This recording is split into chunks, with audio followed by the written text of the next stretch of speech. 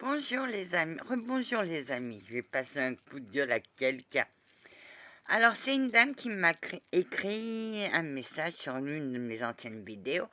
Allez vous coucher, je ne sais plus quoi, je vois le venin sortir de votre bouche. Alors moi je vais lui répondre que les histoires que je raconte sont dans ce livre. Et oui, c'est les médailles miraculeuses. Je ne raconte que l'histoire des saints. Et, pour votre gouverne, je n'ai pas de venin dans ma bouche. Mais dire votre nom de chaîne, ça c'est une insulte dans ma bouche. Je ne vous le dirai pas. D'une part, vous me sortez ça sans argument. Pourquoi vous m'avez sorti, j'ai du venin dans la bouche? Parce que je raconte les médailles miraculeuses? Eh bien les enfants, vous avez de la chance, je vais vous en raconter une autre. Ah bah oui. Je vous avais promis demain de faire la médaille de Padre Pio. Mais on va la faire. Parce que j'ai bien aimé. Francesco, la fête c'est le 23 septembre. Francesco,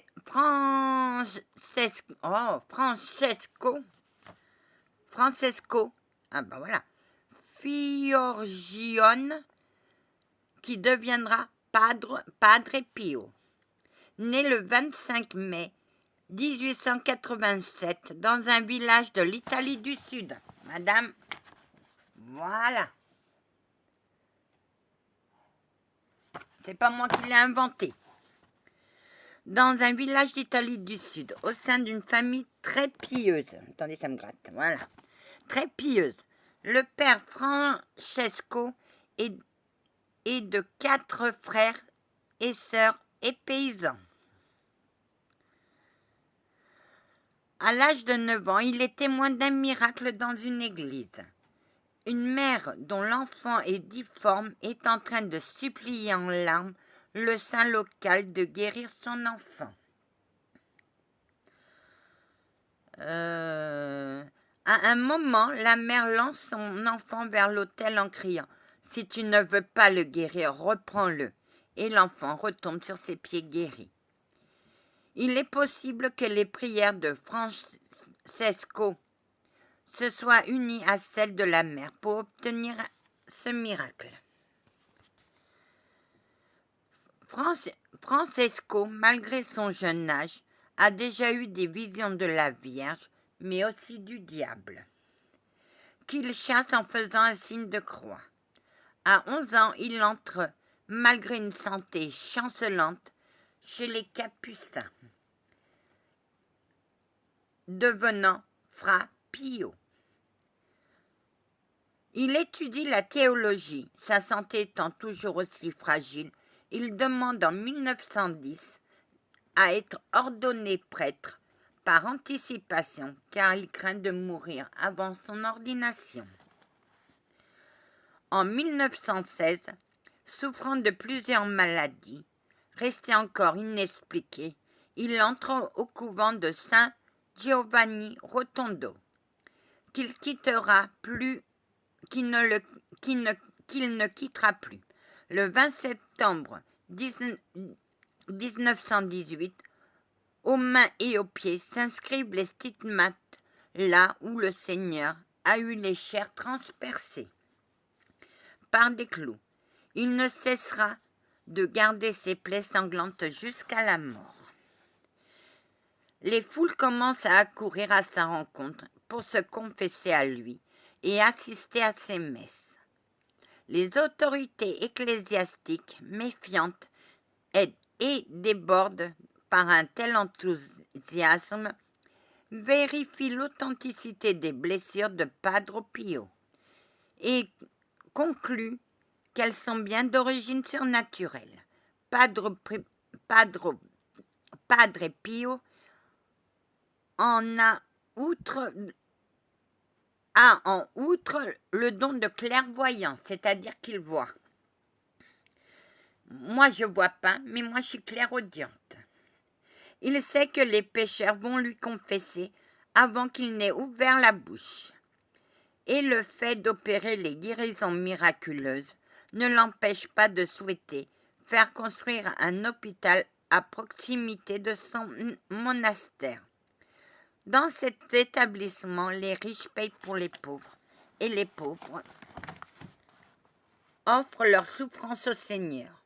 Dans chaque malade, il y a Jésus qui souffre, aime répéter Padre Pio. Padre Pio, dont la santé se dégrade, continue néanmoins à confesser environ 70 personnes par jour, malgré son épuisement. À partir du mois de mars 1968, il ne peut plus se déplacer qu'en fauteuil roulant. Le 23 septembre, il expire avant l'aube. Alors que les moines lui glissent un roseret, c'est-à-dire un chapelet, exactement, entre les mains, il constate que les stigmates ont disparu. Autant de temps! Oh, Padre Pio est canonisé le 16 juin 2002. Pourquoi l'invoquer? Contre les souffrances et les forces du mal. Quand l'invoquer?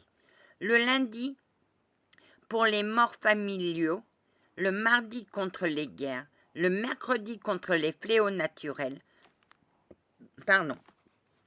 le jeudi contre la douleur physique, le vendredi lorsqu'on souffre moralement, le samedi pour la confession de ses fautes les plus secrètes, et le dimanche pour les vivants qui nous entourent. Comment l'invoquer? Le Padre Pio écrivit cette magnifique prière qu'il suffit de reprendre lorsqu'on veut l'invoquer. Ô Mère, mets-moi cet amour qui brûlait en ton cœur pour ton Fils, moi qui suis si faible. J'admire le mystère de ton immaculée conception. Je le désire ardemment et purifie mon cœur pour qu'il puisse mieux aimer Dieu. Purifie mon esprit pour qu'il puisse s'élever à lui, le contempler, l'adorer et le servir en esprit et en vérité. Purifie mon corps pour qu'il devienne un tabernacle, moins indigne de le recevoir lorsqu'il viendra en moi dans l'Eucharistie. Oh, c'est joli, Padre Pio. Ensuite, l'on conclut avec l'une de ces formules, que l'Esprit Saint me comble de ses très saints dons, qu'il me sanctifie, me guide dans les voies du salut éternel et qui me réconforte dans mes innombrables afflictions. Amen. Amen, Padre Pio. Anna, oui, il te remercie. Oh, c'est joli comme prière. Ah, toi, t'aimes bien les prières comme ça. Ok, oui, quand ça vient du cœur. Anna, tu as une histoire dans la Bible qui te plaît? Ah oui.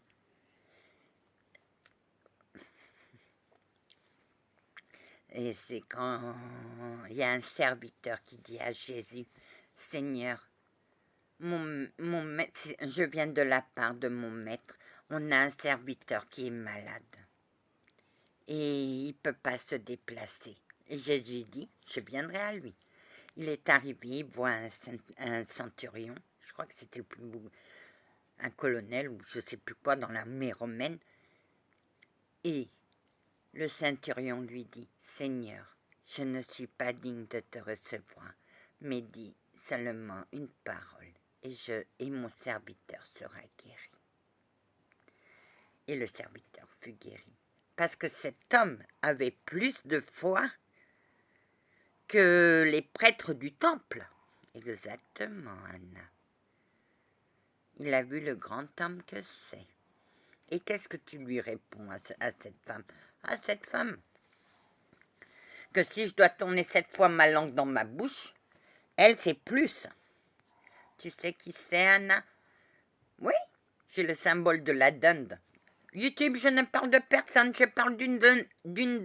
Et une dinde, c'est un animal. Elle est jalouse. Pourquoi penses-tu qu'elle est jalouse? Parce qu'il y a des personnes qui voudraient avoir des dons. Et ceux qui ont des dons, des fois, ils en ont marre. Ok, oui, Anna. Et toi, Anna? Bah, j'ai fini par accepter tout. J'ai fini par tout accepter. Oui. On va te l'accorder, Anna. On te l'accordera. Anna, tu crois qu'elle c'est une sorcière blanche? Elle peut raconter à ses abonnés ce qu'elle veut. Moi, je raconte à mes abonnés ce que je veux. Ce n'est pas à elle de m'imposer ce que je dois dire. Parce qu'elle vient faire... je ne fais pas la loi sur sa chaîne. Et elle vient faire sa loi sur les chaînes. Mais il faut faire attention parce qu'on va bientôt partir à la chasse à la dinde.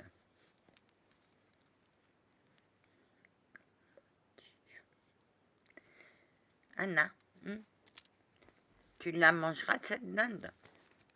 Je la donnerai même pas à mon chien parce que c'est de la vieille carne. Et quand c'est de la vieille carne toute dure, parce qu'elle est jalouse. C'est une femme qui est jalouse. Jalouse de quoi? De moi? Moi, j'ai rien du tout et elle a tout. Oui. Elle a tout, Anna. Bah, disons qu'elle pense avoir tout. Mais elle n'a rien. Excusez-moi. Mais elle n'a rien. Elle n'a rien. Moi non plus, j'ai rien. Moi, j'ai juste des dons que Dieu m'a accordés. Anna, comment as-tu su qu'il t'avait accordé tous tes dons? Parce que j'ai senti un souffle tiède et j'ai vu une colombe. Je l'ai vue 3 fois, la colombe. Et elle la revoit. Dieu t'aime, Anna. Dieu aime tous ses enfants. Oui, mais Dieu est amour, mais Dieu est punissable. Oh que oui, Anna. Tu sais comment ça s'appelle? La justice divine. Et toi, t'as déjà eu assez de mal, Anna? Ça t'atteint? Oh que non, moi je rigole, moi. Plus on vient me titiller, plus moi je rigole. Ça me fait rire ceux qui croient, qui sont dans la vérité. Or, qui sont dans le mensonge. Exactement. Comment tu appelles ça? Les Indiens les appelaient les langues fourchues, les langues de vipère. Et à une vipère, on coupe la tête. Et on la fout au feu. Voilà. Demain, ce sera la médaille de Saint-Patrick. Je n'invente rien. Si elle veut.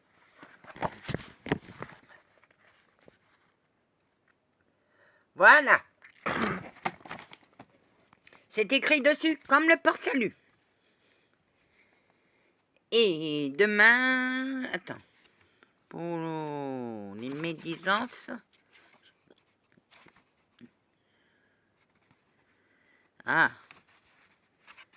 bah je l'ai déjà dépassé.